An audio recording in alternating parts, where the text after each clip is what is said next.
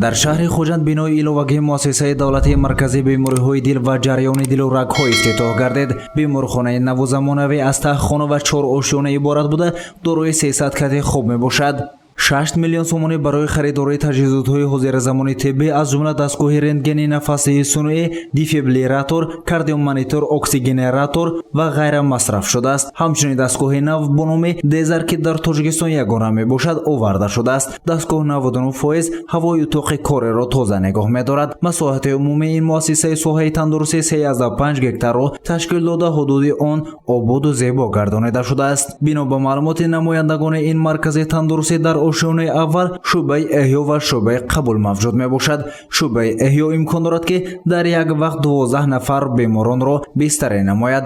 در برابر این در مرکز مذکور شعبه بیماری‌های اینتنسیو، حجره طبابت، حجره انفرادی، حجره معاینه، حجره یاری اولیه، اولتراسادوی دل و در عموم 15 حجره طبابت موجود می باشد. این بینای نو ما از 4 آشیانه و تخخانه عبارت می باشد.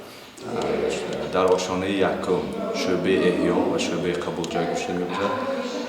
در آشیانه دوم شعبه سکته دل، در آشیانه سوم شعبه نجات و بهزیستی و عملیات خانه جای گذاشتند.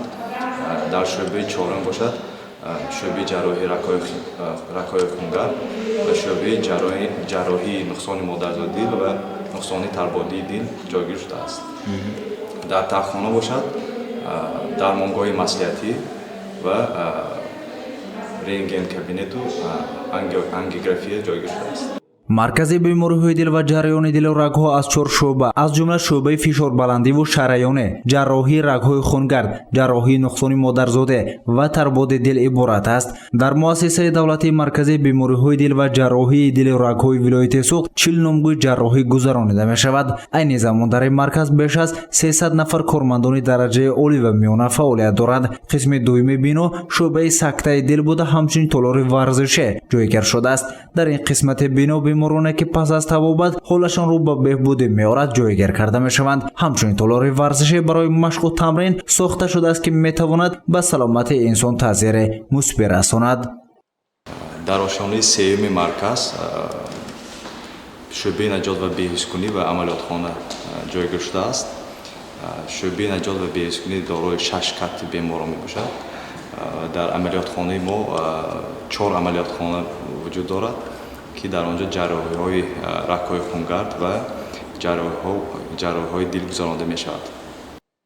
در آشیانه سیوم تالار آنلاین کنفرانس موجود بوده. مقصد آن گفتگو و رابطه با طبیبان کشورهای خارجی می باشد. دسترسی به اینترنت باشه از جانب شرکت تیسل دستگیری می یابد. حجره جراحی آشیانه سیوم بینو دارای تجهیزات‌های نو زمانه بوده. در حالت جراحی بیماران از 5 تا 10 نفر در یک حجره کار کرده می توانند. قسم بالای بینای مرکز بیماری‌های دل و جراحی دل و رگ‌ها از شعبه جراحی رگ‌های خونگرد و شعبه جراحی مادرزاده و ترباد دل عبارت می باشد. نصب ساعت زمانوی در شعبه قبول نیز یکی از نوگانی ها می باشد. ساعت به طور رمزی ساخته شده یگانه نمونه است و مبلغ صرف شده به این ساعت دیواری 500 سومانی ارزیابی گردید. هنگام مراجعت در حالت‌های تجلیلی ما به سن سال نگاه نمی‌کنیم. در هر گونه سن سال‌ها از کل کنسر کرده تا پیران سالان ما با همشون برای یاردن رساندن ما تیار می‌باشیم. در قسمت سوم بنا طرح بیمارخانه سرایتی ولایت سوغد گذاشته شده است که آن بخشیده به 30 سالگی استقلالیت دولت جمهوری تاجیکستان به استفاده داده می شود. بنا به اطلاع مسئولین ساحه تندرستی کارهای ساختمانی بنای بیمارخانه سرایتی آغاز گردیده است.